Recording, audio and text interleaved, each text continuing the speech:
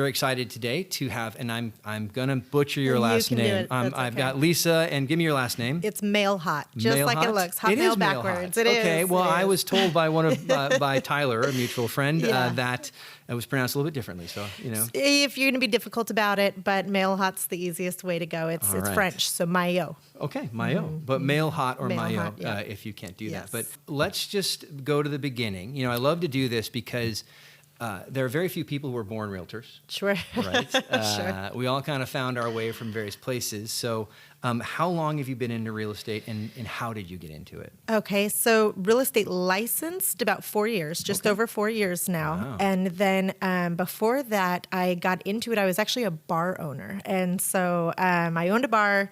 I, like everybody else, watched all of the as seen on TV, HGTV, flipping TV shows. And I just, like everybody else, thought that was super sexy. That was kind of before they got super sexy. But so I got into flipping. Short story is I got into flipping. I found some mentorship right here in Riverside, actually, and started flipping. So I did that, I would say, 4 or 5 years. Flipping, wholesaling, just kind of trying my hand at all of that. And so I got licensed to sell my own flips. And that just kind of led into, once I was licensed, I just realized I loved it and, just kept pursuing that business. So, and you said, all those flipping shows, it's kind of sexy. Yeah. But really, truly, real estate isn't sexy. no, Right? no. Okay. No, well, okay. So I guess it's what part of real estate are you looking at? So if Right. you're looking at it on Instagram and you search it, you're going to see people in front of jets or fancy cars or nice watches and nice suits. And you're going to think it's really sexy. Like, what a great career, right? But when you're actually boots on the ground, I mean, I can be honest and say that when I got licensed, I'm like, what am I do? What do you do? Do I open doors? Is that my job? Everybody's like, I love people, so I'm going to be great at real estate. But that's just such a small part of owning a business. Like any business, there's operations, there's sales, there's marketing, there's finances, there's, just like any other business, all of those things have to come into play. And unfortunately, that stuff isn't taught. There's a pretty low barrier of entry to get a license, and there's not business education with that. You have to find where it's taught. Right. Okay. And whether Touché. that's you find a mentor agent who opens that door, Right. or whether you're bringing that background, like you have you know what a business plan is. Right. And how many real estate agents have a business plan? Right. Not enough. Yeah. Right.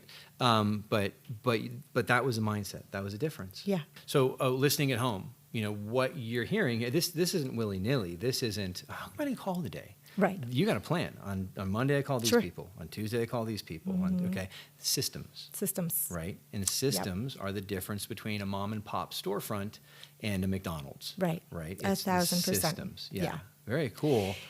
It's the difference between sanity Okay. Yeah. and chaos. Yeah. Absolutely. I do remember my first, I would say, 6 months in the business, zero systems, no idea where to even start. I didn't have a CRM. Things were on, notepads and sticky notes and everything, and trying to remember who I'm supposed to call or what I'm supposed to do. And so I remember that. I remember working 12 and 14-hour days, not thinking I had enough time to even get up and have lunch, like migraines and losing my hair, and just being so overwhelmingly stressed because I didn't want to let anybody down.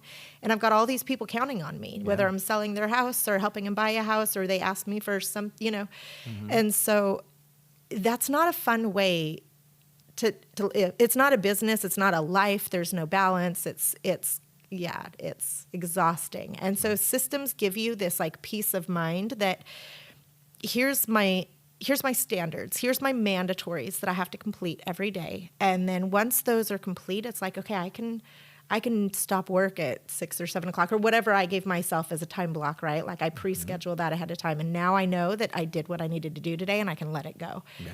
No. Do we? No, but...